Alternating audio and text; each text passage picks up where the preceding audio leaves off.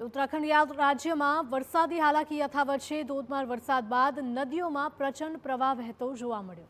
ઋષિકેશમાં ગંગા નદીએ રૌદ્ર સ્વરૂપ ધારણ કર્યું છે। નદીના જળસ્તરમાં સતત વધારો થતા તંત્ર એલર્ટ છે। પ્રવાસીઓને નદીની નજીક જતા રોકવામાં આવ્યા। કાંઠા વિસ્તારમાં રહેતા લોકોને પણ સતર્ક કરાયા। ગંગાના વિવિધ ઘાટ પર સતત મોનિટરિંગ કરવામાં આવી રહ્યું છે।